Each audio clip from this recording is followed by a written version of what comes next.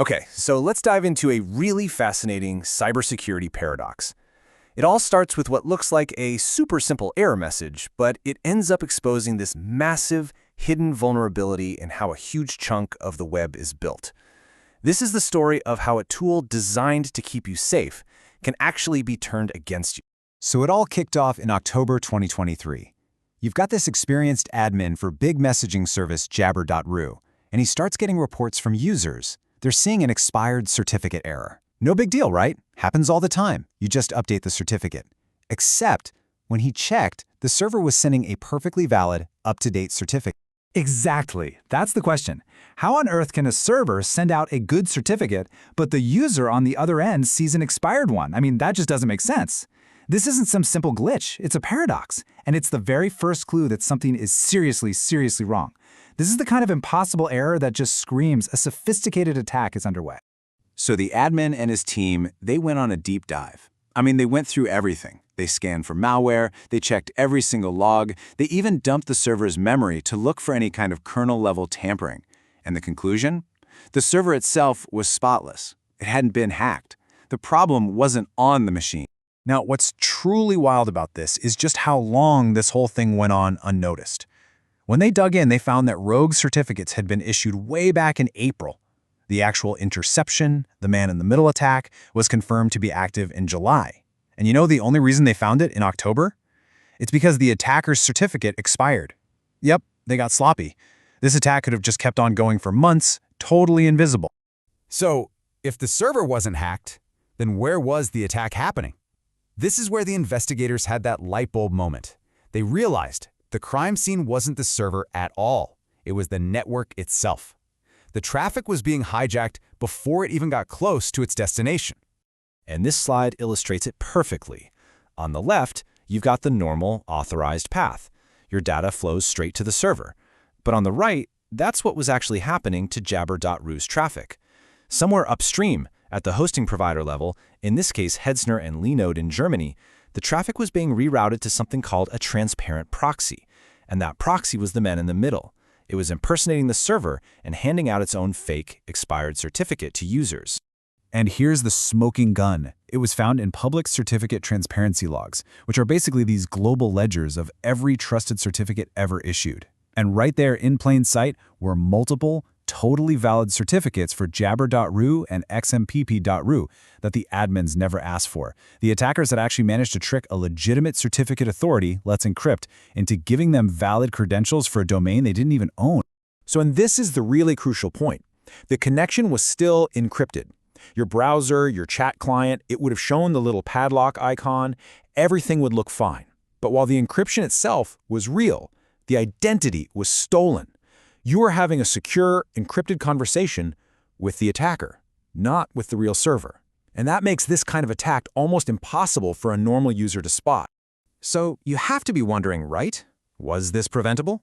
And it turns out, yes, absolutely. There is a security standard designed for this exact scenario to stop a network attacker from getting a valid certificate for your domain in the first place.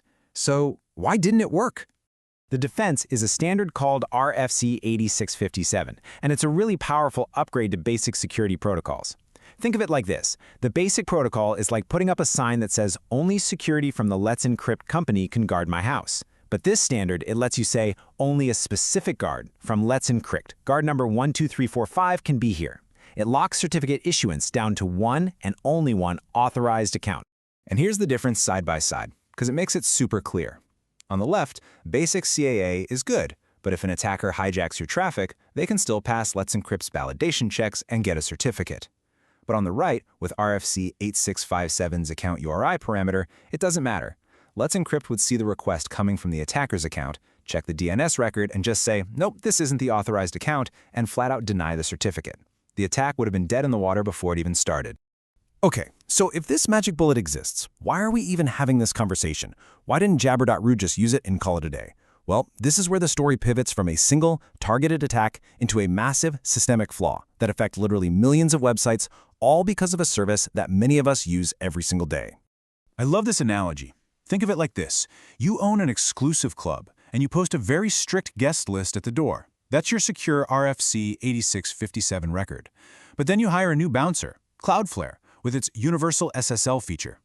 Now, to make its own job easier, the bouncer just takes down your specific list and puts up a big generic sign that says all Let's Encrypt customers are welcome. Suddenly, any attacker who is also a Let's Encrypt customer can just waltz right in. The bouncer's rule completely overrode yours. And that is exactly what happens in the real world. When you use Cloudflare's Universal SSL, it helpfully injects its own permissive CAA records for your domain. So if you try to add your own super secure account-specific record, Cloudflare's system just overwrites it. This feature collision actively destroys that critical security control and recreates the exact vulnerability that was used in the Jabber.ru attack. And we're not talking about a small niche problem here. Cloudflare is an absolute giant. Look at this. They have over 80% of the market share for reverse proxy services. These are the services that sit between you and a website's server to make things faster and more secure. This means millions upon millions of domains are configured by default in a way that just nullifies this key security standard, leaving them wide open to this kind of network attack.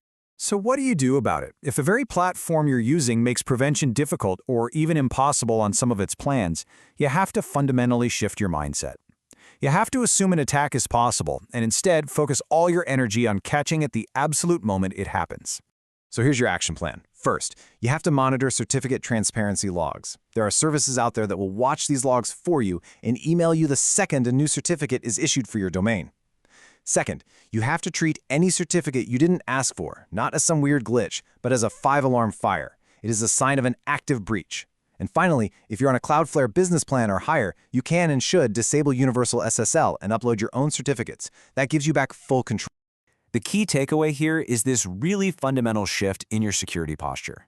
Ideally, you want prevention, proactively blocking attacks using strong standards like RFC 8657.